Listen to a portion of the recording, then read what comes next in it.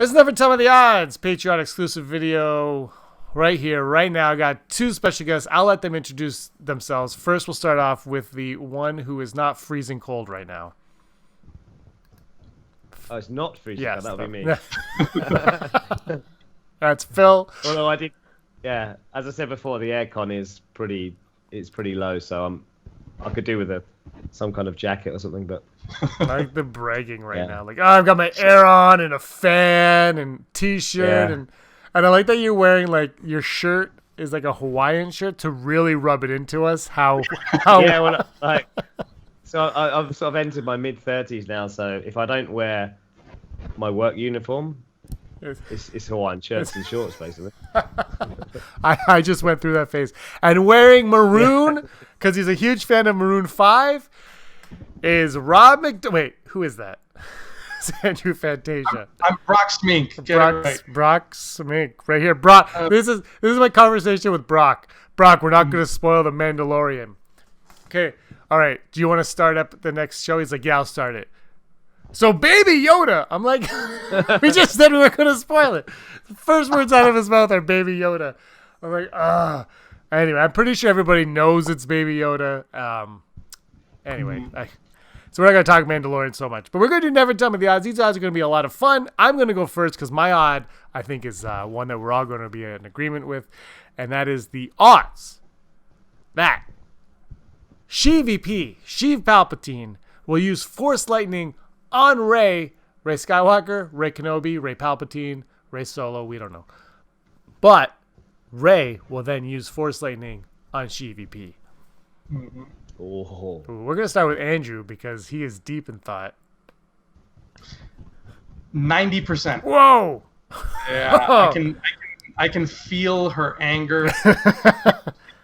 You know when I think it was when Dooku throws the lightning at Yoda and Yoda like catches it and just kind of squeezes it. I think she's gonna do a similar thing, but instead of squeezing it, she's gonna be like "Nuh-uh," and she's gonna throw it back at him. And she's gonna make that noise as well. Yeah. Yeah. Phil. Yeah. I would say it's quite low. I think for 100% that Palpatine's going to use Force Lightning, but I would say it's quite low that she's going to sort of do it back. I'd say 22.5%. All right. Yeah. All right. I think I'm with you 100% CVP. Palpatine's got to use that. Like, you don't not use it. And he's used it every instance he's been evil, like clearly evil, he's used it, right? Sith, Jedi, the two times he's been evil. Windy. Yeah. It's really only two. Like the first two, he's the Phantom Menace. We don't know yet. I'm going to go. Huh? When he showed up in Rebels, did he use it? I can't remember. Well, he was stirring a pot. Right, yeah. He was making like a cauldron of... Yeah, but I'm talking theatrically. Yeah. Like the stuff J.J. Abrams would know more about is what I'm saying. Yeah. I'm going to go 73.12789 for Rey using it. I don't know if catching and throwing back counts, but I think she's going to get so built up in anger at one point. She's going to... And she's going to look like... What's that? I don't know, like Storm, like an X-Men. And then like shoot it. And then she's like, I don't know what happened. And Kylo would be like, but I do. And that's Rey's gonna be like, do you know what happens to a Sith that gets struck by lightning? Terrible movie reference. Terrible. All right, Andrew, hit us with your odd. Okay, my odd it involves episode 9 as well. What are the odds that the Knights of Ren don't have any dialogue in this film? Okay, I'll go first. I'll give Phil some time to think. Oh, wow, that is a great odd. They are silent but violent. I think one of them will say something, so I'm going to go 43%. Because I'm close to thinking that they won't, but I think one of them will be like, Carlo, come here. And he'll be like, but I do. And they all sound like Adam Driver. Every single one of them is voiced by Adam Driver. And it's gonna be awesome. I'm gonna stick with that. I think one of them will speak. So 40 43.1. I don't know what I said originally, but that's my new odd. I think that's what you said. Yeah. Phil? I'm going to go high. I'm going to go 98%. They're not going to say anything. Wow. Yeah, they're going to be silent assassins.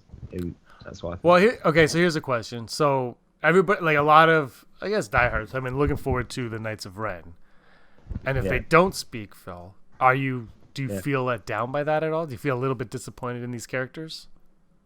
No, not really. I think they're going to be almost literally like silent assassins. They're gonna have his back, and they're gonna fight with him or whatever at the beginning of the movie, I'd imagine. But I don't think they need to. I don't think they need. The more mystery you can have with them. If they don't speak, there's more mystery. I think. Like if you hear them speak, and one of them's got like a, sort of a Manchester accent or something, like I don't know, like he's. I think it's almost more mysterious if they don't speak, and you don't need. I wouldn't feel disappointed at all. They all have Dick Van Dyke's accent from Mary Poppins. Yeah. Haley, what's happening? Mary Poppins. Oh, stay here. Obi-Wan Kenobi. Hello. Hi, Mary Poppins. Or they all sound like what's his name? The guy who was the tea party on the ceiling. Uncle whatever. Yeah. Oh, this is the funniest thing I've ever done. Come on, what's the matter with you? Yeah, it could just be I think if you just keep them silent, or like the other way would be to have them speaking like a completely different language, right? So like an alien language, and then just having subtitles, like or Jabba the Hutt or something like that. Right? But I think if they're more mysterious because they're going to be mysterious, I think. Because they're all covered the whole time. Right? I don't think any of them are going to take their mask off or anything like that. So, I wouldn't be disappointed at all if they didn't speak. No. Yeah, for sure. Fantasia. Yeah, I'm right in that mystery train as well, Phil. I feel like, I mean, they haven't even told us who's in those costumes, who's playing them. Yeah. If it's just like stunt people, and they're meant to just be like that, how the Praetorians were, where they don't speak. I won't be disappointed either. I hope I hope this is the case where they called back those folks from the raid and actually used them to do raidy things, and cool martial arts. So I'm gonna go high as well. I'm gonna say 88% that none of them speak at all. Unless one of them is Matt Smith. Yes. Yeah. Because he might be in it apparently or something. Yeah, right? seriously, what the heck? They just pluck his dialogue from The Crown and just Yeah. Really bit. Yeah. Have you seen The Crown? I'm watching it. Yes. Have you? I've just started watching it now. It's actually really good. It's a magnificent show. I love it. Yeah. I've never seen it. Yeah, it's actually quite good. Yeah. Mm-hmm. I might not have heard of it either. I've heard of The Mandalorian, Clone Wars, and a reality show called Below Deck. And Riverdale. I'm a huge Riverdale and Sabrina the Teenage Witch fan. I like trash. Original Sabrina? That's with Melissa Joan I Hart, just watched a Hallmark Christmas special where she's starting it with the dad from Family Ties. Oh, wow. Yeah, it was not good. But But I always, when I was growing up, I always wanted to be that kid who had the step ladder to her window. Yeah. When you look back now, you're like, that is so creepy. It totally is. She's just in her bedroom, and then you just hear this, tick, and then he's climbing up the ladder. I was like, I want to be that guy. I need to be that guy. At school, I was like 12 years old. I was like, I need to be that guy. Yeah. Everything's cute and romantic if you set it to the right music. Yeah. What's your odd, Phil? So my odd is actually a little bit different. I'm a huge fan of Rogue One, and I think it is probably still to this day, it is, not counting the Rise of Skywalker that we haven't seen yet, but it's my favorite Disney Star Wars movie. And I'm very, very surprised that Gareth Edwards hasn't been given some kind of future project. And my odd is, what are the odds that Gareth Edwards will direct a Star Wars movie in the future? Ooh, I like that. I think it's low. I'll go. I think it's going to be low. And the reason why I say that is because I think if he was going to be given the reins to anything again, I feel like it would be this Cassian Andor show. And instead they went with Tony Gilroy, who they're saying came in and saved the production. I'm with you. I thought he did a great Rogue One? Yeah. Yeah, he saved the Rogue One. Was that? Yeah, was apparently that that's what they're saying. Is Tony Gilroy came in and okay. saved it. I think Gareth Edwards was hired to make a war film. He made a war film, and they said, "Whoa, we need to make after Force Awakens came out, they're like, we need to make a Star Wars film." And I think that's what happened. I'm with you. I would love to see Gareth Edwards tackle it again. I think he loves the property. I think he understands the property, and I think he still got credited for directing, which means he directed. I think you still have to direct a certain point for the union, the Directors Guild, to allow you to retain that. So I think he's a huge part of it. I gotta go low just because I feel like that series would have been the one they would have given him, and I don't even think they approached him. But I've got one more odd coming up that this might kind of go into. So I'm gonna go 33.3%. I would love it. I just don't think they will allow it. I just thought it was so. Yes. To me, it felt really Star Warsy, like that. You know, even when they were they brought Jyn Erso into that room, and you had Mon Mothma, and it just looked like. It just felt really. He got the fact that it was Star Wars, like but he knew. I completely agree. I think he understands the property. I think more than maybe not so much the Mandalorian stuff, but like. Yeah, well, that's I think, different. but I think he understands it on the same type of level. I just don't think Lucasfilm is going to look back at him. Andrew? Yeah, I agree that Rogue One was a very special movie, and it really dipped you back in the Star Wars world. I think that in terms of Gareth coming back, I'm going to go kind of lower. I'm going to go like 27%. But I think if Disney was smart, then 100% chance that writing team comes back. Because that writing team is the one that said, let's make this movie. We'll have new planets and whatever, but we'll also spend some time on Mustafar. We'll spend some time with talking about the Kyber crystals and the Wills. We'll go to this Scarif place, but we'll also see like Dr. Evazan and stuff like that. That right mixture of old and new, and I think the writing team nailed that. And I think all the fans, it paid off because all the fans were like, you don't really hear too many people talking smack about Rogue One. So I don't think I've ever heard anybody say that it was a bad movie. Yeah, it was so good. Like it was so good. It's one of those universal things. Like everybody's just like, they had fun with it. So that getting that writing staff back to bring back that perfect cocktail of just the right amount of new and old, I'd say 100% that's going to happen because Disney knows that it played well with the crowd. Well, they're doing that with The Mandalorian. Yeah, exactly. I think I agree. I think Gareth Edwards deserves another crack at it, but anyway, Phil, you're odd.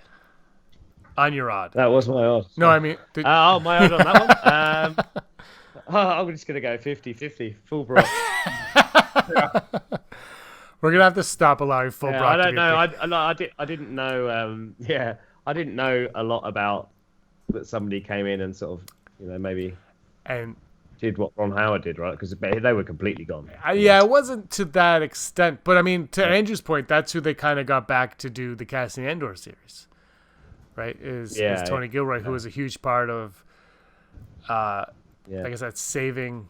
I'll send you a link, Phil, because there's like a whole. I don't know if it'll ever come out, but Tony Gilroy's actually said a lot about it, and there's little things. Gareth Edwards, though, he's put on a brave face. He smiled to the cameras. Nothing's been said poorly about him, and he hasn't said anything on the contrary either. So it's. Whatever. He's a director. I think he deserves a second crack at it. Love to see him maybe direct an episode of something, at least in a Disney Plus. An episode, that'd be good. Yeah. I can't see him being above that. But I'll bring in my final odd today, which is on the same wavelength as what you just had. But in 2022, we are getting a new Star Wars film. Believe it or not, it's still happening. Benioff and Weiss could leave. Everybody could leave. But Kathleen Kennedy says in January, she will announce the director of the new Star Wars series. I hope there is a script in play, but they are going to announce the director of the new Star Wars series. Never tell me the odds that this will be somebody heavily involved in The Mandalorian, whether it be Favreau, Filoni, Deborah Chow, or Taika Waititi, anyone involved in The Mandalorian who has directed one. Bryce Dallas Howard, maybe. Never tell me the odds. Who do you want to go first? I'm looking at I'll go both of first. you. I'm looking at both of you thinking about it, and I'm really. I would say 2022, right? Yeah. I would say 13%. I think they'll go for somebody completely new. Interesting. Yeah, I think so. I think like Mandalorian Series 2 would be next year, right? They're in production right now. Other production now, yeah. and then you've got Obi-Wan is when June that's or 2020. July they're shooting. They're shooting, so that'll be out in 21, I'm guessing 2021. 21. Yeah. Yeah, so I think they might just leave that and get somebody completely new in to do a movie, maybe, or maybe go back to Gareth Edwards. Gareth Edwards. Yeah, maybe I was thinking more. Yeah, maybe someone. I don't know. I'm not sure. Ryan Johnson. But they're going to give him a trilogy, right? So yeah. Well, that might have changed. Like, who knows what's going on anymore with these things? I mean, Penny and Weiss was the funny one because they were sort of like 1 week where they were like, yeah, we've signed on, and then the next week they're like, oh no, they're not here anymore. So, they just kind of do it every week. They just announce somebody, and then the next week they're gone. Yeah. That's what I find annoying, and I'm hoping the fact that they're waiting until January, and I'm hoping that they have something in place, that this isn't just a flash in the pan. Do you reckon Spielberg will ever do a Star Wars movie? I think he said no. I think he's already... Really? Yeah, I think he was approached, and he was like, no. Because he's good friends with Lucas, right? I mean, But I think that's why I think he's like... I think that somebody said it. Steven feels like it's the equivalent of dating George's ex if he did Star Wars. Well, George Lucas does E.T. too. Yeah. They trade off. Coming home. I'm coming home, or something like that. It is coming home. Yeah. I'll do mine so Andrew can think of his a little bit. I'm gonna go 43%. I think Filoni would be a great way to go, because I think you create this new team of Favreau, Filoni. Maybe he doesn't direct though. Maybe he just oversees. But I'm gonna go 43%. I think it's very plausible. I think they like the work that's been done. They have a lot of very talented filmmakers doing these series, these episodic things, and if you already have them at your disposal, use them. So that's. But I'm gonna go 43 because it could still be that Ryan Johnson thing, man. He's still lurking in the shadows, like. He just hired a bunch of ex-Lucasfilm employees for his production company or whatever, and he's hanging out at Lucasfilm all the time. So 43%. Andrew, take us home. Okay. See, I got like a dream list in my head. I got like a fantasy football dream list of directors I'd want to see. That's a video for another day. But in terms of like directors from The Mandalorian doing these movies, it sounds like aside from Bryce Dallas Howard, it sounds like they're all very busy in the near future. Too busy to undertake a huge movie that'll be out in 3 years. So I'm going to say about 10%. I think Bryce is the safest bet out of those people. I don't know Rick Fumiyawa. I don't know what else he's doing, but I feel like he's got something big right now too. So I'm just going to say if it's not Bryce, it's not any of them. So 10%. No Favreau, no Filoni? No, I don't see it happening. I think Favreau's too busy, and I think they're still too scared to use Filoni. We'll see how it happens after season 2. I think though those two are they're setting themselves up for the future. They're setting themselves up to be great Feige figures. Yes, that's sure. And that's what. By the way, the only patrons are watching this right now, but we did a video in May where we talked about that. So come on, guys. Old news. That's because now this is Josh then Nerds called me. He said, "Let's do a video on Favreau and Filoni taking over." I'm like, dude, so 6 months ago. Let's come on, cut me some slack. No, I think they are though. They're setting themselves up to have presence there, and like Kathleen Kennedy said at Star Wars Celebration, they are planning the next 10 years of Star Wars. I hope that's still the case, and I'm excited. All right, guys, that's Never Tell Me the Odds. Phil, thanks for joining us here. It's been a lot of fun. No worries. Jabba the Hutt 2024. Jabba movie. I'm down for it. I will. You'll be on an upcoming Unleashed where we talk about C-3PO and the lack of Mandalorian playing where you are right now. Andrew, you just reviewed Frozen 2 and you hated it. I wasn't. I was pretty let down. It wasn't bad, but I was. I'm a diehard fan of the first, and this did not live up to it, unfortunately. He was let down. He let down. That's my. Yeah. It could have been a better film. Was Olaf good in it? He was. Yeah. He was. He's always good. Elsa is always like I told you She's yesterday. I could watch. Chill. I could watch like 2 hours of Elsa just doing nothing. But it was just story-wise not the greatest. Yeah. So just like the first one. Oh, okay. Oh. I love Olaf. I'm a huge Olaf fan, and the moose or whatever. The moose is great, or the reindeer, whatever the hell that thing is. He's fantastic as well. Sven. His name's Sven, right? Or is that the guy? Yeah. You're right. It's Sven. I went on the ride at Disney World twice in a row. Because my nephew cried. That's right, he cried. He was 8. He cried, and then he didn't go on the ride. And when we got off the ride, they're like, "He wants to go on it now," and they let us go on it again. And I'm looking at like the hundreds of people waiting. I'm like, "Ha ha! Olaf!" I videotaped it. I'll let you watch it, Andrew. All right, guys. Thanks for watching. Never tell me the odds. Never tell the odds. James is a jerk. Until next time, may the force of others be with you. Always. Hey scumbags, thanks for watching. Don't forget to give us a thumbs up on our video.